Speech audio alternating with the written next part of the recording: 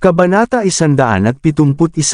Nang sumara ang pinto, bumalik sa wisyo si Charlotte at napagtanto na naabot na ni Zachary ang kanyang sensitibong bahagi. Nang subukan niyang itulak siya palayo, itinulak naman siya ni Zachary laban sa mesa. Hindi. Nanginginig sa takot si Charlotte habang sinusubukan niyang lumaban ng buong lakas. Gusto mo naman ito, idineklara ni Zachary gamit ang isang malalim na boses at hinalikan siya ng mariin.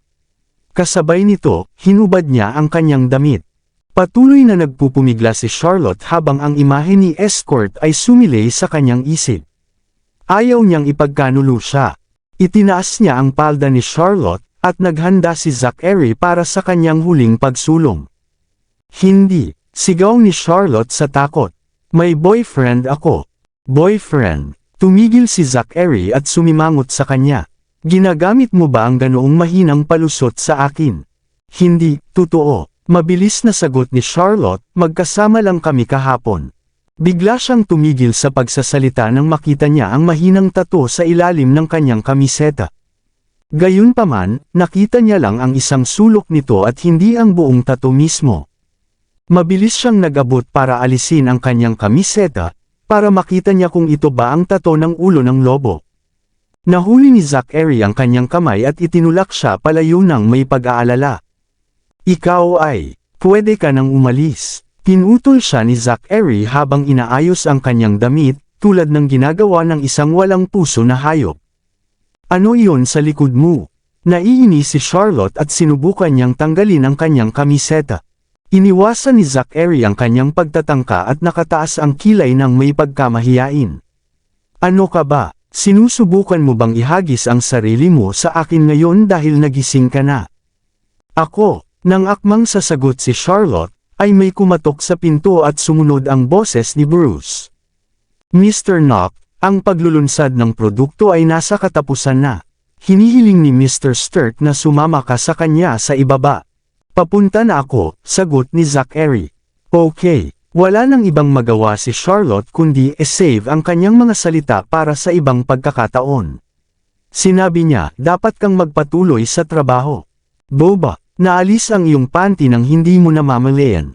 Iniabot ni Zachary sa kanya ang kanyang puting panty mula sa ibabaw ng itim na katad na sofa. Napuno ng kahihiyan, kinagat ni Charlotte ang kanyang ibabang labi at kinuha ito mula sa kanya. May break room sa likod. Ang mga mata ni Zachary ay puno ng pinipigilang pagnanasa. Dapat mong ayusin muna ang sarili mo. Nagmamadaling nagtungo si Charlotte sa changing room.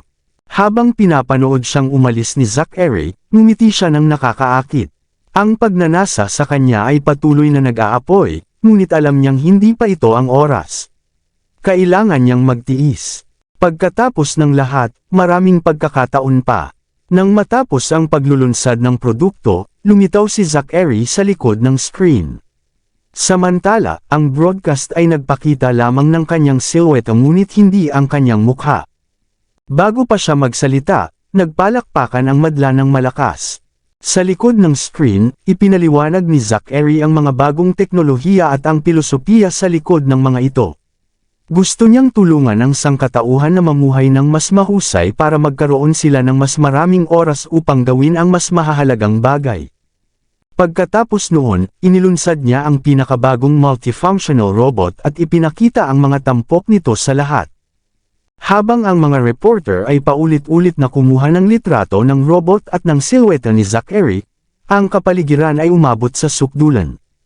Nang lumabas si Charlotte mula sa silid matapos niyang ayusin ang kanyang sarili at makita kung ano ang nagaganap sa screen, nakaramdam siya ng panibagong paghanga at respeto para sa kanya. Kasabay nito, ang kanyang hinala na siya ay si escort ay lalong tumindi. Miss Wynne, bati sa kanya ni Bruce nang makita siya. Kakatapos lang niyang pamunuan ng isang grupo ng mga lalaki papasok sa silid para maglinis. Mr. Bruce, mabilis na sagot ni Charlotte. Kahit na ang lahat ng malalapit na tauhan ni Zachary ay nagpakita ng respeto sa kanya, alam na alam niya ang kanyang katayuan. Kaya, ginantihan niya ang kabaitan at ipinakita rin ang respeto sa kanila.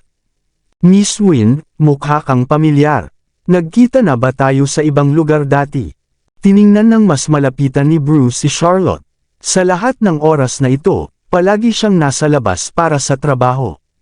Ang ilang beses na nakabalik siya, nakita lang niya si Charlotte mula sa malayo at halos hindi niya napansin.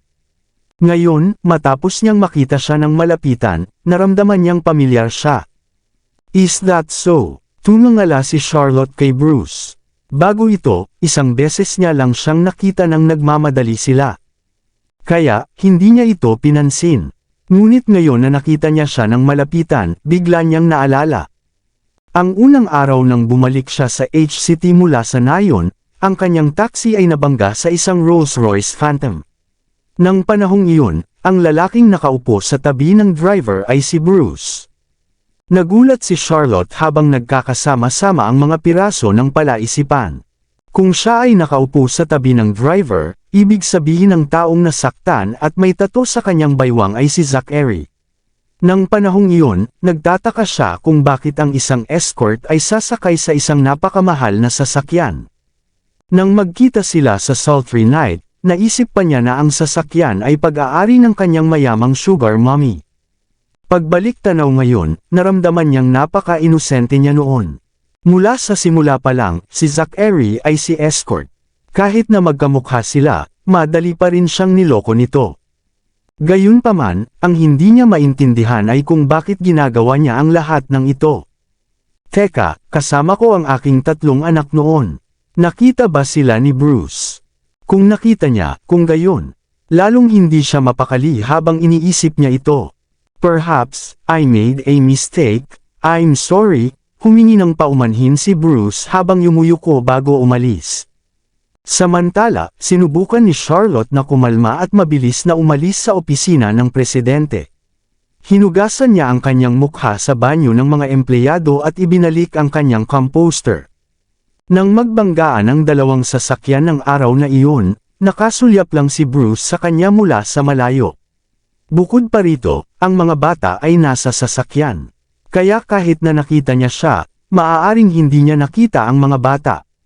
Gayunpaman, kahit na ang lahat ng mga ebidensya ay nagtuturo na si Zachary ay si escort, alam niyang hindi siya maaaring sigurado hanggang sa makita niya ang tato. Dahil mayroon na siyang damdamin para sa kanya, ang pag-alam ay hindi magiging mahirap. Sa ngayon, ang prioridad ay itago ang pagkakakilanlan ng mga bata at alamin kung si Zachary nga si escort. Aayusin ko ang iba pa pagkatapos noon. Kasabay nito, kailangan ko pa ring lutisin ang problema ng kontrata ng pagbabayad ng utang. Hawak ang kaisipang iyon, huminga ng malalim si Charlotte. Matapos mabawi ang kanyang composture, bumalik siya sa trabaho. Nang matagumpay na makumpleto ang paglulunsad ng produkto, nagsimulang umalis ang mga reporter. Pagkatapos noon, ang lahat ng mga pangunahing kumpanya ng media ay nagbaha sa balita ng mga pinakabagong produkto ng Divine Corporation. Inihayag din ng marketing department na magsisimula ang mga benta sa loob ng 3 araw. Bukod pa rito, dinala ang pulisya upang arestuhin ang lahat ng mga nanghihimasok at upang imbestigahan kung sino sila. Ang mga nagkasala ay karamihan ay nasugatan o walang malay nang bilugan sila ng pulisya.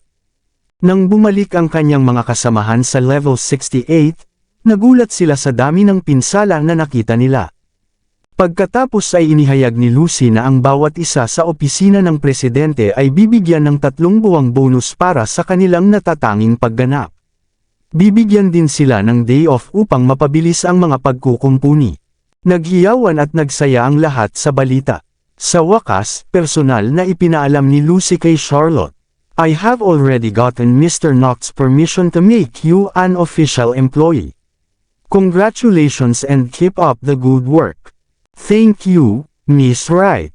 Tuwang-tuwa si Charlotte, napagtanto niyang halos wala siyang nagawa, at nagpapasalamat lang siya na makatanggap ng gantimpala.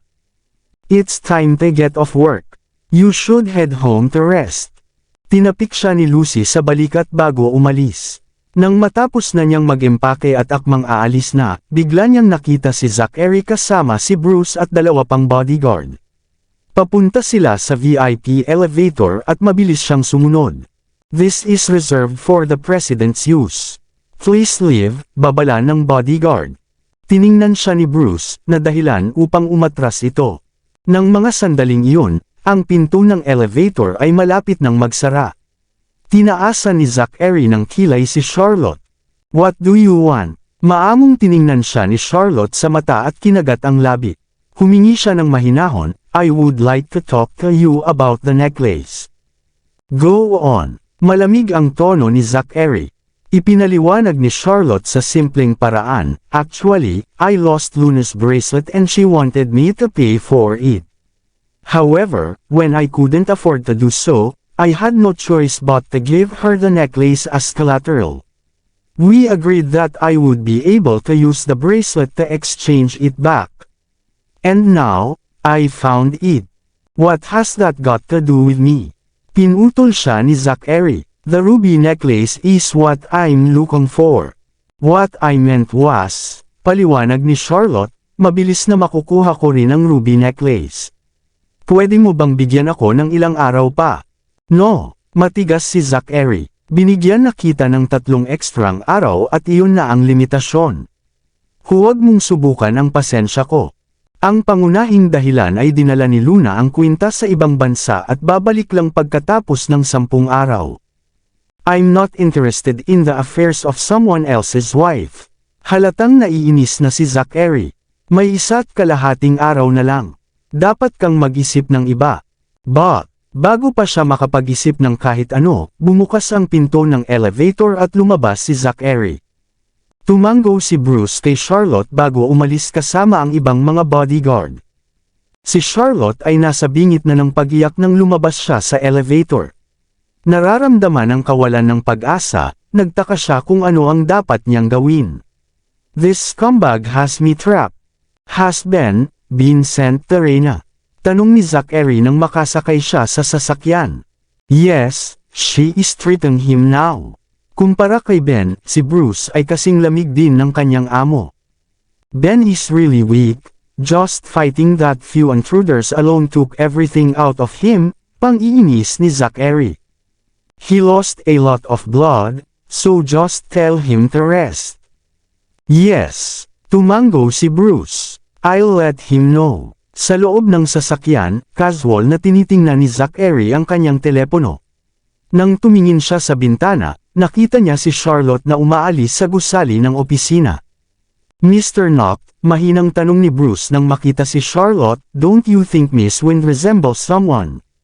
Hindi nakikinig si Zachary at hindi narinig ang tanong ni Bruce. "What did you say?" "No, it's nothing." Binago ni Bruce ang paksa. "Straight to the airport."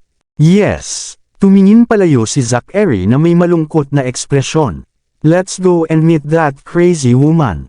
Pagkatapos sumakay ng subway pauwi, ang kanyang 3 anak ay tumakbo sa pinto upang salubungin siya.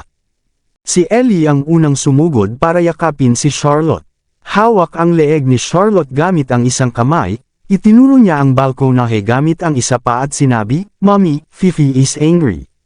She doesn't want to come out from the cage and is plucking her own feathers. It's obvious she was in the wrong. Yet, she's doing this to punish us."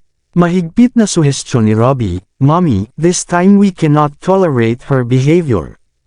That's right. This morning, she pooped in our breakfast and destroyed Mrs. Barry's crystal, causing us not to have anything to eat. This is unacceptable." Nagagalit si Jamie sa nangyari sa umaga. However, plucking her own feathers isn't a good sign. Is she depressed? Nag-aalala si Charlotte. "Why don't we take her to the vet?" "That's right. I think we should." Kumunat ang noo ni Ellie habang may mga luha sa kanyang mga mata. "Although I'm also angry at her, I'm worried to see her this way." "Don't worry, Ellie. We will take her to the vet after dinner." Hinalikan ni Charlotte ang mga pisngi ni Ellie habang mahinahong inaaliw siya. "Both of you pamper her too much." Bumantong hininga si Robbie na parang isang may sapat na gulang. "Sigh, women are just too soft." "That's right, women are so troublesome." Kumunat ang noo ni Jamie na may pagkadismaya. "Fifi is also female, that's why she causes so much trouble.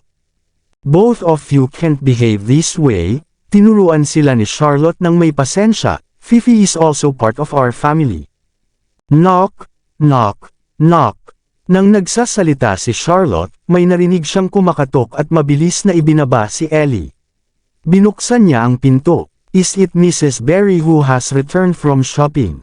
Nang mabuksan niya ang pinto, nakita niya ang isang delivery man na nakatayo sa labas. Iniabot niya sa kanya ang isang napakagandang kahon. Charlotte Wynne, someone has sent you a gift. Please sign to confirm receipt. Who sent it? Nang matanggap niya ang card at silipin, nakita niya ang pangalan ni Zachary. Nagulat siya, nagtaka kung paano niya nakuha ang kanyang address. Please sign it, muling ipinaalala ng delivery man. Mabilis na pumirma si Charlotte at dinala ang regalo pabalik sa loob. Mommy, who sent the gift? Ang mga bata ay pumulibot sa kanya, puno ng kuryosidad. It's someone you don't know. Naramdaman ni Charlotte ang pag-aalala. Kung si Zachary nga si escort, siya ang ama ng mga bata. Alam na ba niya ang katotohanan?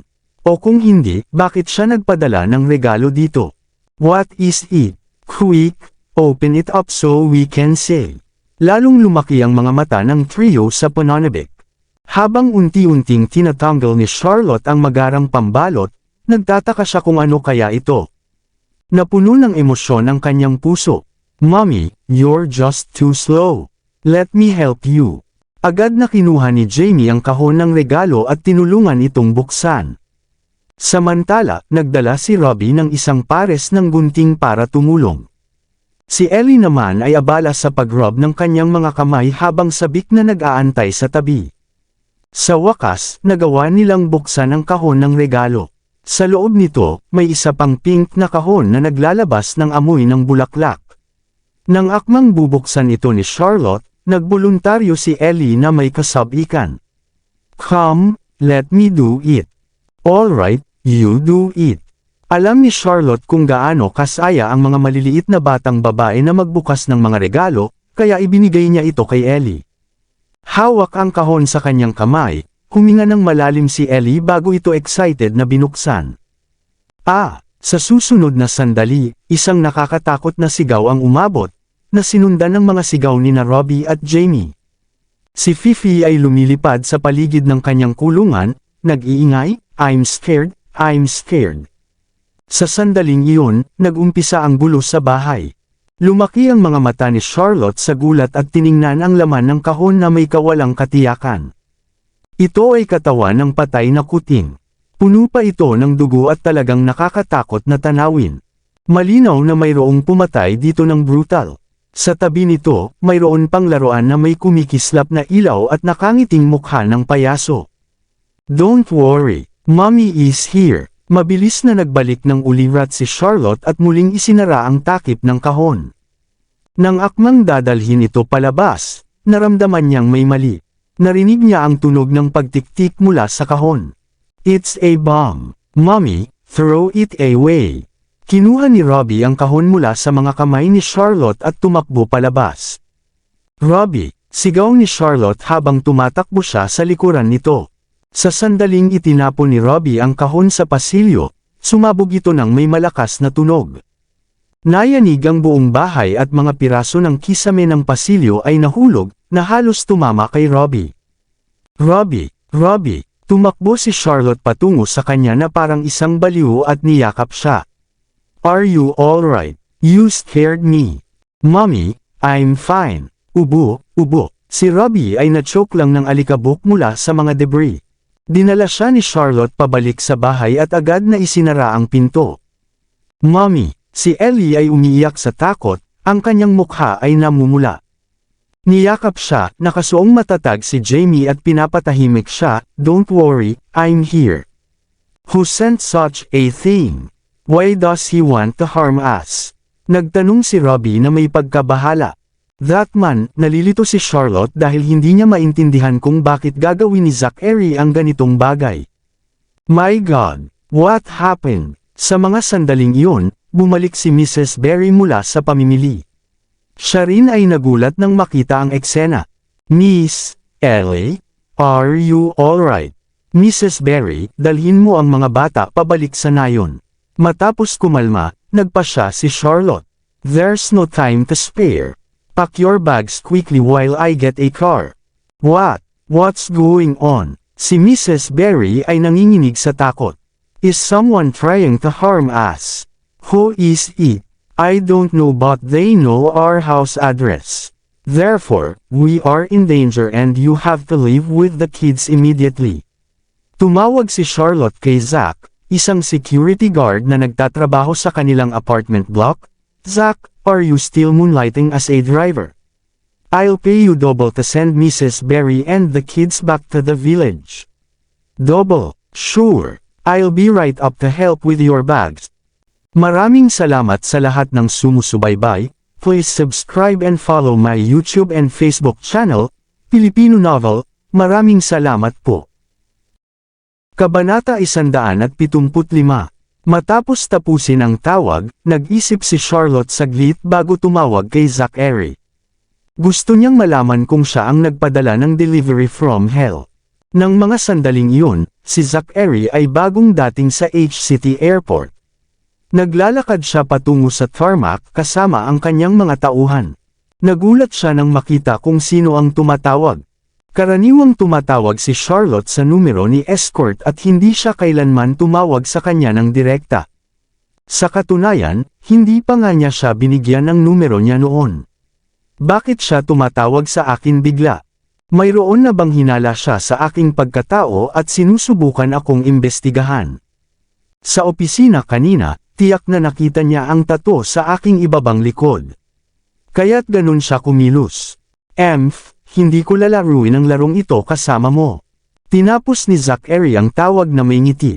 Nang marinig ni Charlotte na natapos ang tawag, nakaramdam siya ng ginaw sa kanyang puso.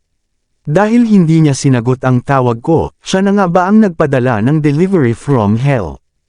Hindi siya pwedeng maging siya dahil wala siyang dahilan para gawin iyon. Kahit na alam niya na may itinatago ako, hindi niya gagamitin ang ganitong mapanlinlang na paraan upang takutin ang mga bata. Marahil ay hindi niya alam ang aking numero at pinili lamang na huwag sagutin ang isang anonymous na tawag. Sa kaisipang iyon, mabilis na tumawag si Charlotte kay escort. Ano man ang mangyari, kailangan niyang makahanap ng tulong. May pakiramdam siyang ang taong nagpadala ng delivery from hell ay muling babalik. Hindi rin sumagot si escort. Nang makita ang pinsala sa labas ng bahay dulot ng pagsabog, siya ay natakot. Sa kanyang mga kamay na nanginginig pa, nagpadala siya ng mensahe kay escort, "Escort, save me. Miss, tapos na kami sa pag-iimpake." Lumabas si Mrs. Berry mula sa silid na may malaking bag ng bagahe. Tinawagan ko si Mr. Braun upang sunduin kami pagdating namin. Magdadala siya ng isang tao kasama niya. Okay, talagang nakakapagbigay ng kapanatagan ang kanilang presensya. Pinabilis ni Charlotte ang kanilang kilos. Mabilis, isasama ko kayo pababa. Habang nagmamadaling inakay ni Charlotte si Mrs. Berry at ang mga bata pababa, patuloy niyang pinaalalahanan siya, "Mrs. Berry, nailagay ko ang bank card sa iyong bag. Mayroon itong 100,000 piso kaya dapat ay sapat na ito sa ngayon. Maging maingat at tawagan mo ako kapag nakarating kayo." Naiintindihan ko. Puno ng luha ang mga mata ni Mrs. Berry. "Miss, sumama ka na sa amin. Hindi ko kayang iwan kang mag-isa dito." "Mommy, sumama ka na sa amin." Hinila ng mga bata si Charlotte at tumangging bitawan siya. Hindi pwedeng umalis si Mommy. May hunch si Charlotte na siya ang target ng mga salarin. Kung umalis siya kasama nila, maaaring ilagay niya ang mga ito sa panganib. "Robbie, Jamie, Ellie, kailangang maging mabait kayo. Kapag naayos ko na ang bagay na ito, pupunta ako sa nayon para kunin kayo." "Mommy, ayaw naming iwan ka." Sumabog si Ellie sa yakap ni Charlotte at umiyak hanggang sa siya ay nanginginig. "Natatakot akong hindi nakita makikita muli." Ang kanyang mga salita ay nagpagambala kay Robbie at Jamie ng sabay. Pulang-pula ang mga mata ni Robbie. Sa kabila ng pagnanais na umiyak, pinigilan niya ang kanyang sarili at nanatiling matatag. Si Jamie naman ay nakasara ang mga kamao na may kunot sa kanyang noo. Sa kanyang mga mata na puno ng luha, nakiusap siya, "Mommy, sumama ka na sa amin, ako ang magpoprotekta sa iyo. Alam ni Mommy iyon. Mahigpit na niyakap ni Charlotte ang kanyang mga anak habang siya ay napapaubo. Alam ni Mommy na mabubuting bata kayo. Kapag nandyan kayo, hindi ako matatakot. Nandito lang ako upang malaman kung ano ang nangyayari. Kapag natapos na ako, susunod ako sa inyo. Magtiwala kayo sa akin. Si Mrs. Berry ay punong-puno ng luha at hindi na naglakas ng loob na magsalita. Okay, oras na para sumakay sa sasakyan. Itinulak ni Charlotte si Mrs. Berry at ang trio sa loob. Binayaran niya si Zack at idinagdag, Zack, maging maingat sa pagmamaneho. Huwag mag-alala, may higit sa 10 taong karanasan ako sa pagmamaneho. Matapos matanggap ang pera, masayang inihayag ni Zack, mga bata, aalis na tayo. Habang pinapanood ni Charlotte ang kanilang pag-alis, nakita niya ang mga bata na tumitingin pabalik mula sa likurang upuan na may mga luha sa kanilang mga mata. Kumaway siya sa kanila at hindi na niya kayang pigilin ang kanyang mga luha. Mula nang ipanganak ang mga anak niya, hindi pa sila nakakalabas ng bahay noon. Ngayon, maaaring ilang araw bago sila muling magkasama. Kailangang malaman ni Charlotte kung sino ang salarin dahil hindi niya hahayaang masaktan ang kanyang mga anak. Matapos mag-isip ng mabuti, napagpasyahan niyang ang mga posibleng kaaway ay sina Wesley, Yolanda, at ang mga Whites. Nasa kulungan sina Wesley at Yolanda, kaya wala na sila sa usapan. Tungkol naman sa mga Whites, kahit gaano pa sila kasama, hindi nila gagamitin ang pangalan ni Zachary para gumawa ng ganitong bagay. Pero kung hindi sila, sino? Tumawag ulit siya kay escort habang paakyat siya. Nang nagmamadali siyang umalis kanina, ang cellphone lang ang dala niya. Bumalik siya para mag-empake, at nagpas siyang manatili sa hotel hanggang sa maayos ang lahat. Nang ibaba niya ang ulo para tumawag, hindi niya namalayan na may sumusunod sa kanya mula sa isang madilim na sulok. Sa airport, nakasakay na si Zachary sa eroplano nang makita niya ang missed call sa isa pa niyang numero. May mensahe rin mula kay Charlotte. Come save me. Biglang nagbago ang ekspresyon niya at tumayo para bumaba. Mr. Knock. Mabilis na sumunod si Bruce. Is there something wrong? Go to E-Nation on my behalf. Kailangan kong bumalik muna. Nagmamadali si Zachary na bumaba ng eroplano nang hindi lumilingon. Binilisan niya ang paglalakad bago tumakbo. Sa puso niya, sinisisi niya ang sarili dahil hindi niya ito naisip. That madwoman had sent men to disrupt my product launch. Hence, it's natural for her to harm Charlotte too. How could I have missed something so important and not pick up her call? If something happens to her, I won't be able to forgive myself. What should we do? Tanong ng mga bodyguard kay Bruce. Team 1 shall protect Mr. Knock while Team 2 will come with me to E-Nation, mapagpa siyang utos ni Bruce. Protect him from the shadows, and don't get in his way. Understood. Pagdating ni Charlotte sa bahay at akmang bubuksan ang ilaw, nakaramdam siya ng masamang intensyon sa likuran niya. Lumingon siya at kinuha ang kanyang takong at malakas na inihampas. Pero hindi niya nataman dahil nakaiwas ang sumalakay. Nagmadali si Charlotte papasok ng bahay at isinara ang pinto. Pagkatapos itong kandaduhan, humarang siya sa pinto. Bang! Bang! Bang! Sa labas, sinipa ng lalaki ang pinto. Sa bawat sipa, nanginginig ang pinto at halos matamba si Charlotte. Natakot si Charlotte. Habang ang isang kamay ay nakaharang sa pinto, sinubukan niyang tawagan ang pulis gamit ang isa pa. Nakatanggap siya ng tawag. Si Zachary. Mabilis niyang sinagot. Save me. Charlotte, where are you? I'm at home. Damn it, I'm asking where do you stay? Bago pa siya matapos, nasipa ang pinto. Pareho silang nahulog sa lupa kasama ang cellphone niya. Wala nang oras para pulutin ang telepono. Nagmamadali siyang tumayo at tumakbo. Pero sinipa siya pabalik ng lalaking nakasuot ng itim. Habang ang nakakapanlulumong sigaw ni Charlotte ay naririnig sa telepono, ang kamay ni Zachary na nakahawak sa manibela ay nagsimulang manginig. Napakabilis ng takbo niya na parang lilipad na ang sasakyan. Who are you? Why do you want to kill me? Habang nakahiga sa lupa, umatras si Charlotte sa takot. Ang lalaking nakasuot ng itim ay may suot na maskara at baseball cap, nakatago ang mukha. May hawak siyang matalim na kutsilyo habang unti-unting lumalapit. "Don't kill me," nanginginig na pakiusap ni Charlotte, "I'll give you all my money." Hindi siya pinansin ng lalaki.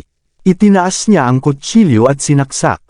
"Mommy!" Biglang may narinig na malakas na tilik, at isang berdeng anino ang lumipad sa silid. Tinuka nito ang mata ng lalaki. Arg! Nagdugo ang mata ng lalaki habang sumisigaw sa sakit. Inihampas niya ang kutsilyo para itaboy ang umaatake. Evil man! Evil man! Maagap na umiiwas si Fifi sa mga pag-atake. Lumilipad siya sa ere. "Fifi!" Tumayo si Charlotte at inabot ang kamay para mapadapo si Fifi. Pagkatapos, tumakbo siya sa kwarto niya. Damn it! Sinundan siya ng lalaking nakasuot ng itim. Mabilis na kinandado ni Charlotte ang pinto at tinulak pa ang isang aparador para mas matibay. Hawak si Fifi, gusto niyang tumakas sa bintana. Pero nang makarating siya, napagtanto niyang nasa ika-13 palapag siya. Arg! Sigaw ni Charlotte sa kawalan ng pag-asa. "Ano ang gagawin ko? Mamamatay na ba ako ngayon?" "Mommy, if you jump, I jump." Inulit ni Fifi ang linyang mula sa Titanic habang hinihikayat si Charlotte na tumalon. "Of course you can jump. You're a bird but I'm not." Halos maiyak si Charlotte. Sa labas, sumusugod na ang lalaki sa pinto. Naisip niya na hindi na kaya pang pigilan ng pinto ang lalaki. Pero nasa ika-13 siyang palapag, at malubhang masasaktan siya kung tatalon siya.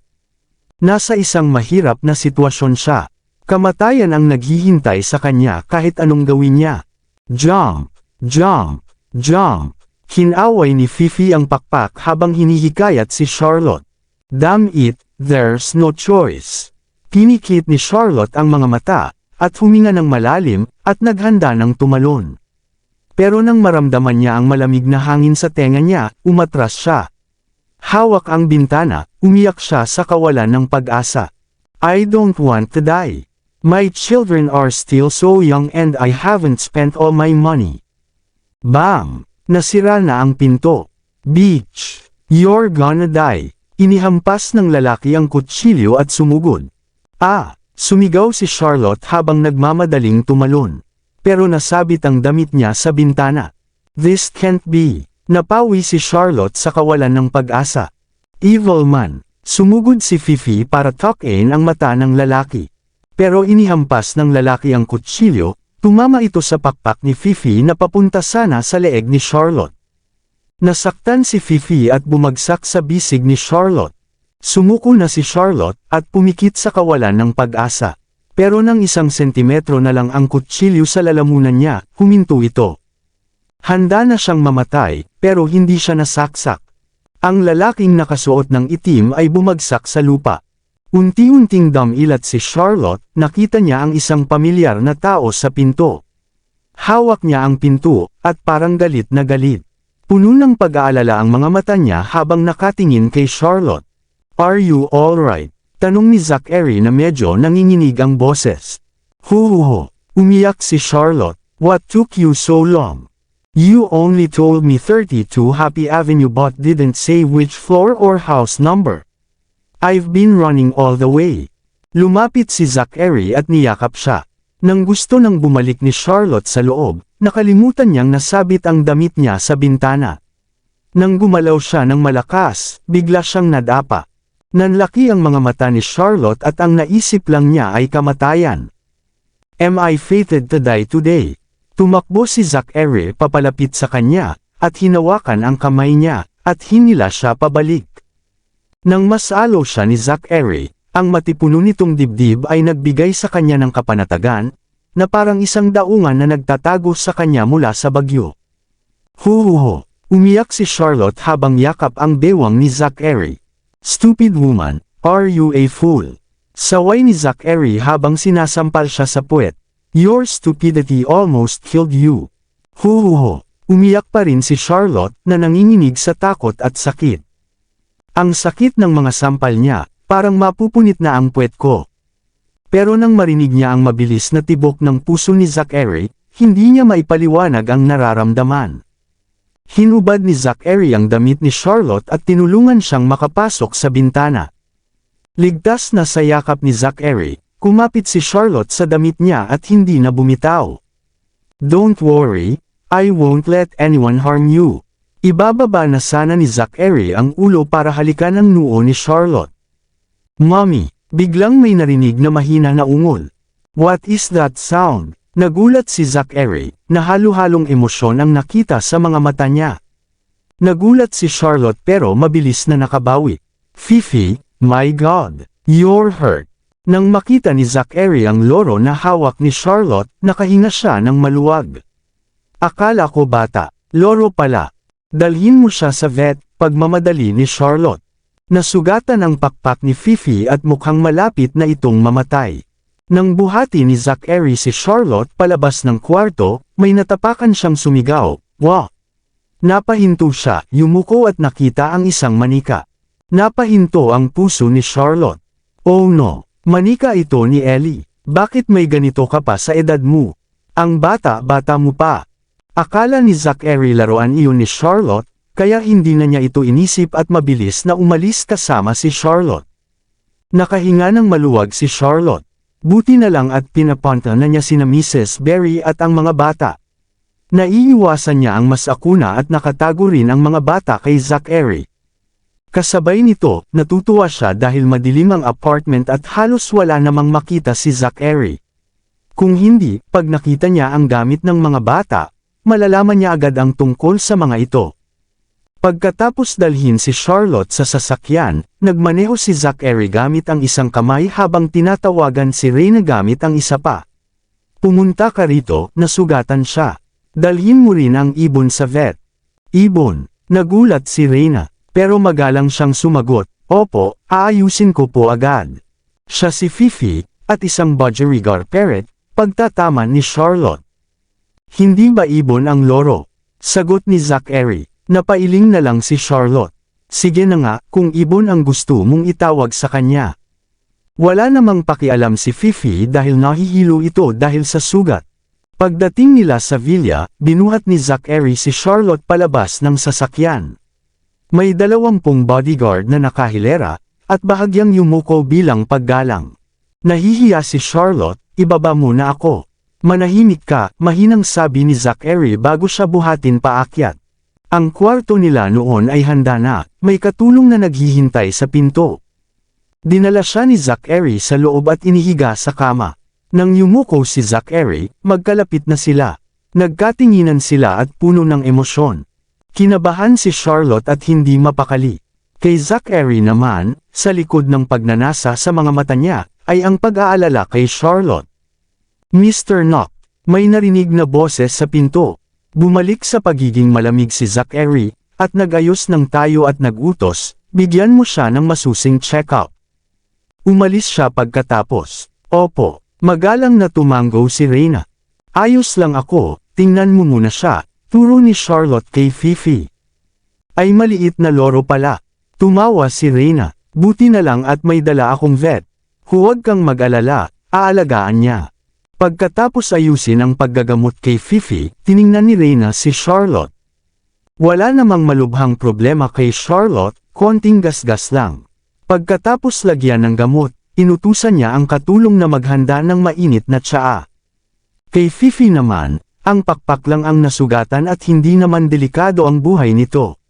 Pero kailangan itong gamutin sa pet hospital ni Reyna dahil kumpleto ang gamit doon. Pananggakuan ni Reyna si Charlotte na pagbalik nila bukas, magiging ayos na si Fifi. Pagkatapos tiyakin kay Charlotte na magiging ayos ang lahat, umalis na siya kasama ang mga katulong niya. Tinulungan ng katulong si Charlotte na maligo at magpalit ng damit. Pagkatapos maligo at magpalit ng damit, pumunta si Charlotte kay Zachary sa kabilang kwarto. "Knock, knock, knock." Mahinang tanong ni Charlotte, "Ako ito, pwede bang pumasok?" "Sige," sagot ni Zachary. Pagbukas ni Charlotte ng pinto, madilim ang kwarto. Bukas lang ang ilaw sa banyo pero walang naririnig na tunog ng tubig. Kinagat niya ang labi at dahan daw ang pumasok. May mainit na liwanag na nagmumula sa malaking banyo, at ang mga alon sa bathtub ay sumasalamin sa kisame. Si Zachary ay nakasandal sa bathtub na walang saplot. Nakapikit siya at tila nag-e-enjoy sa sandali. Mabilis na pinikit ni Charlotte ang mga mata at lumingon. Ikaw nagbababad ka pa, maghihintay na lang ako sa labas.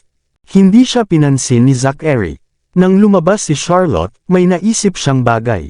Bakit hindi ko gamitin ang pagkakataong ito para tingnan kung may tato ng ulo ng lobo sa likod niya? Sa kaisipang iyon, huminto siya. Matapos makuha ang lakas ng loob, sinabi niya, gusto kong makipag-usap sa iyo tungkol sa isang bagay. Umungol si Zachary. Ikaw ba ang nagpadala sa akin ng delivery from hell? Tanong ni Charlotte. Bumukas ang mga mata ni Zachary. May nagpadala ba sa iyo gamit ang pangalan ko?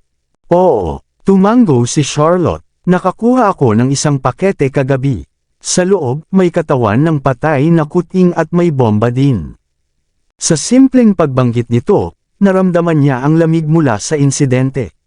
Buti na lang at naisip ko ito agad at hindi malaki ang pagsabog. Kung hindi, patay na ako ngayon. Sandaling natahimik si Zachary bago tinawagan si Reyna.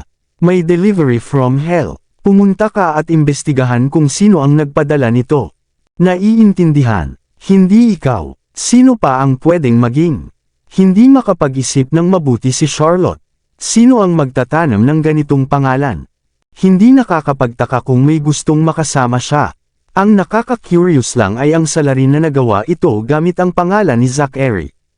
Nagpadala na ako ng mga tao para imbestigahan, kaya malalaman din natin ito agad. Pinunasan ni Zachary ang tubig sa kanyang mukha. May iba ka pa bang kailangan? Tungkol sa kwintas, mayroon ka pang isang araw. Hindi kumilos si Zachary. Pero, gusto sanang humingi ni Charlotte ng mas maraming oras. Pero nakapikit si Zachary at halatang ayaw na makinig. Pinipigilan ng kanyang labi, nagalit na tiningnan ni Charlotte siya. Walang paraan para makita ang tattoo habang nakatalikod siya sa bathtub. Matapos mag-isip, sinadyang sinabi ni Charlotte, Mr. Noct, hindi ko maintindihan kung bakit mo ako pinipilit na pumirma sa kasunduan ng pagbabayad ng utang. Nagka-crush ka ba sa akin? Pero may boyfriend na ako. Umungol si Zachary na may kunot sa noo, lumabas ka. Totoo ito, hindi ako nagbabluff. Desperado si Charlotte. Ang boyfriend ko ay matangkad at gwapo. Tuwing may problema ako, siya ang dumadating para iligtas ako. Bukod dito, siya. Sino ang nagligtas sa iyo sa pagkakataong ito? Binuksan ni Zachary ang kanyang mga mata at tiningnan siya na para bang siya ay isang tanga. At sa huling pagkakataon, at sa nakaraang pagkakataon. Oo, marami na ring beses na nailigtas mo ako. Pero iba siya. May naisip si Charlotte at sinadyang inanunsyo, siya ang unang boyfriend ko at hindi ko siya iiwan. Oh, ano ang ginagawa niya? Itinaas ni Zachary ang kanyang kilay na puno ng kuryosidad. Siya, nag-atubiling sagot ni Charlotte, siya ay, nagtatrabaho sa service industry. Hindi ko pa ganap na makumpirma kung si Zachary nga si escort, paano kung hindi siya? Kaya't nagpa siyang huwag ibunyag ang pagkakakilanlan ni escort, sa takot na makaganti si Zachary.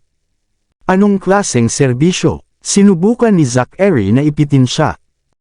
Siya ay. Hindi masabi ni Charlotte ngunit hindi siya magaling sa pagsisinungaling. Sa huli, nakaisip siya ng dahilan. Bakit ko sasabihin sa iyo? Walang interes si Zachary na makipag-usap pa. Itinaas niya ang kamay at tinaboy siya.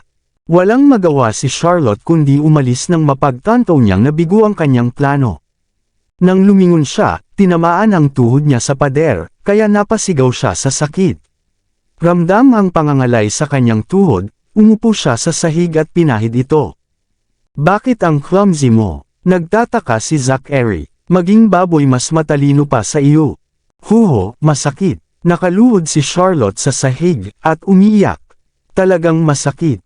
Nang makita ni Zachary ang pagkapanaghoy niya, hindi siya makatanggi na makiramay. Kaya tumayo siya at nilapitan siya. Nang marinig ni Charlotte na papalapit siya mula sa likuran, kumislap ang kanyang mga mata dahil alam niyang darating na ang kanyang pagkakataon. Kabanata 180, Tingnan ko nga. Yumuko si Zachary para tingnan ang paa ni Charlotte. Duguan ba? Sobrang sakit. Lumingon si Charlotte para tingnan ang ibabang likod ni Zachary pero napasigaw siya nang makita ang hubad nitong katawan. Bakit ka hubad? Siyempre, sino ba ang nagsusuot ng damit habang naliligo? Malamig na sagot ni Zachary. Bastos. Pumikit si Charlotte at hindi na naglakas loob pang damilat. Magsuot ka na ng bathrobe, dali. Hindi na ba masakit? Tinaasan siya ni Zachary ng kilay na may ngisi. Mukhang naglalaro siya sa akin.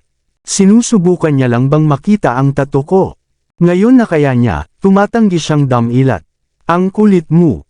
Nahihiya si Charlotte kaya namumula siya. Tumayo siya at dali-daling lumabas. Nang makita niya kung gaano siya kaawa-awa, napangiti si Zachary. Kaunan ka pa rin sa akin. Tumakbo si Charlotte pabalik sa kanyang kwarto at isinara ang pinto. Pagkapasok, hindi siya makapaniwalang humihinga. Nang una siyang pumasok, nasa bathtub si Zachary at 3 metro ang layo niya, kaya hindi niya makita ng malinaw ang katawan nito.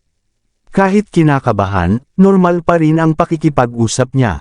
Pero, nang tumayo si Zachary na hubad sa likuran niya habang nakayuko siya, may nakita siyang malaking bagay nang lumingon siya. Sobrang lapit na halos tumama na sa mukha niya. Sobrang nagulat si Charlotte na halos mamatay na siya. Hindi na ako susubok pang beripikahin ang kanyang pagkatao sa banyo. Nakakatakot. May tuwalya na nakabalot sa baywang, umupo si Zachary sa sofa na may hawak na inumin. Nang tumingin siya sa dingding sa kaliwa niya, bahagya siyang na-arouse nang maalala ang nahihiyang itsura ni Charlotte. Ang babaeng iyon ay napaka-cute kapag nahihiya. Nang maalala niya kung gaano ka-passionate si Charlotte sa sasakyan, hindi niya mapigil ang maghangad pa sa kanya. Pero, dahil nagdududa na si Charlotte sa kanyang pagkatao, nag-aalala siya na baka ma-expose niya ang sarili kung magiging intimate sila. Kalimutan na lang, mas mabuting tiisin ko na lang.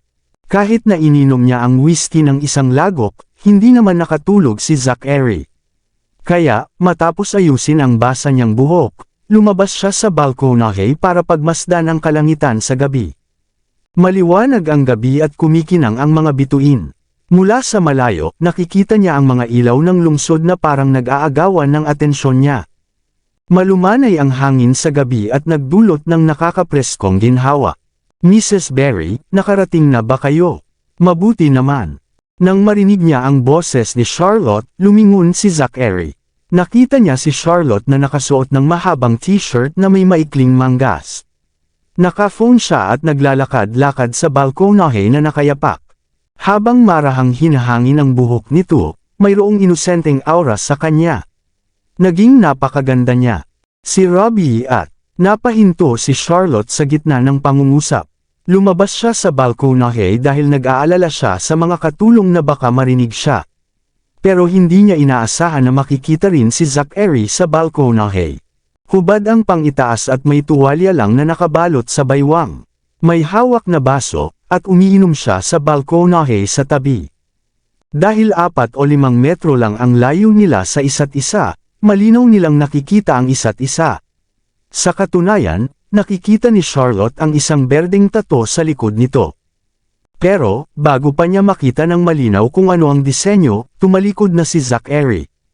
Nakasandal ang likod sa railing ng balkonahe, na nakarelax ang ekspresyon sa kanyang mukha. Ang kanyang kilos ay napakakalma na parang wala siyang tinatago. Habang patuloy na nagsasalita si Charlotte sa telepono, sinandal niya ang kanyang katawan sa railing. Iniunat ang leeg para sumilip, hindi pa rin niya makita ang ibabang likod nito. Napakainis kaya tinukso siyang tumalon at paikutan ang likod nito para makita. Mommy, sa kabilang linya, tinawag ni na Robbie, Jamie, at Ellie si Charlotte. Wait a moment. Bumalik si Charlotte sa kanyang kwarto dala ang telepono. Nakahinga ng maluwag si Zachary nang mapagtanto niyang halos makita na nito ang tattoo niya. Buti na lang at alerto siya at nakapag-iwas agad. Pero, sino kaya ang kausap niya? Bakit ang lamang niya? Parang narinig ko ang pangalang Robbie. Sino kaya iyon?